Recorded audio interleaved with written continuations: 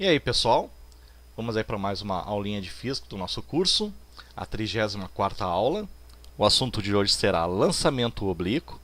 Antes de começar essa aula, eu vou pedir, se você ainda não é inscrito no nosso canal, inscreva-se.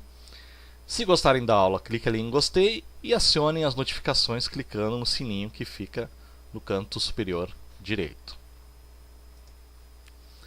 E nós vamos começar a nossa aula mostrando esse gráfico lindo aqui, né? Nem um pouquinho aterrorizante, do lançamento oblíquo. Por exemplo, um canhão soltando uma bala, né? A bala faz esse movimento aqui dessa parábola, tá? E aqui nós temos o vetor V0, velocidade inicial, e a posição da bala P. Para facilitar os nossos cálculos, por incrível que pareça, né, nós vamos decompor tanto o vetor velocidade inicial quanto a posição dele. Então, a velocidade inicial vai ser decomposta no vetor v0y e no vetor vx. E a posição será decomposta na posição px e na posição py. O ângulo θ, né, que é formado aqui entre o vetor velocidade inicial e a superfície, é chamado de ângulo de tiro. Então nós vamos analisar o movimento aí do lançamento oblíquo somente agora no eixo x. No eixo x, a aceleração gravitacional é nula e, portanto, Vx é constante. Então aqui no caso nós temos um movimento retilíneo uniforme, um movimento onde a velocidade é constante. Para calcular a posição do objeto no eixo x, nós usamos x igual a v de x vezes t, que vai nos dar a posição do objeto. E v de x vale v0 vezes cosseno de θ. E da onde nós tiramos esse v0 vezes cosseno de θ? Aqui, ó. Vx é esse componente do v0 aqui, tá?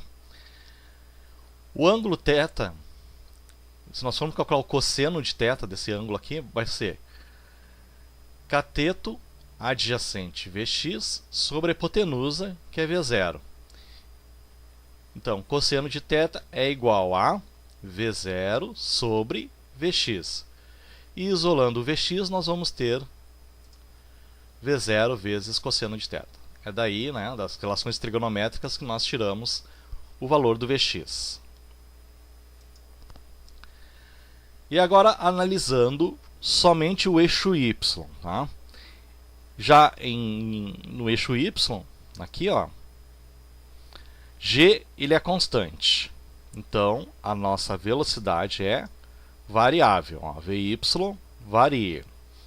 O movimento é movimento retilíneo uniformemente variado.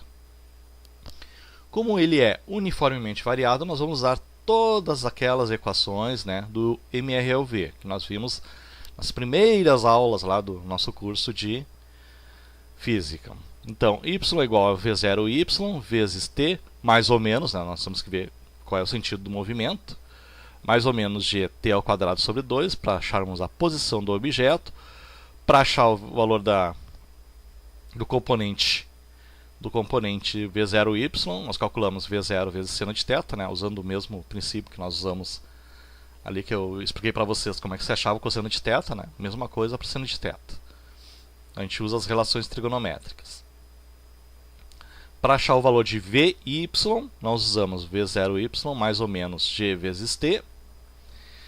E quando a gente não tem, né, o tempo, né, nós usamos a equação de Torricelli, vy ao quadrado igual a v0y ao quadrado, mais ou menos 2 vezes g vezes delta y. E agora a gente vai fazer um exercício.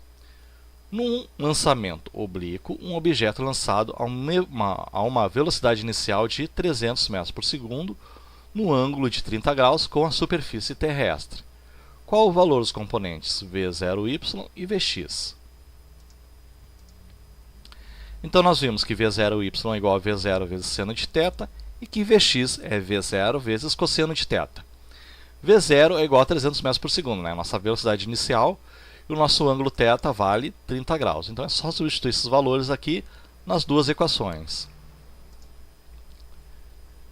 Então, começando com V0y, nós temos V0 vezes seno de θ. No lugar do V0 colocamos 300, no lugar do θ colocamos 30 graus.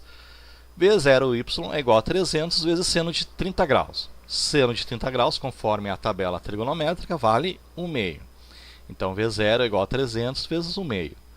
Portanto, o valor de V0y é igual a 150 metros por segundo. É o valor da velocidade do nosso componente V0y.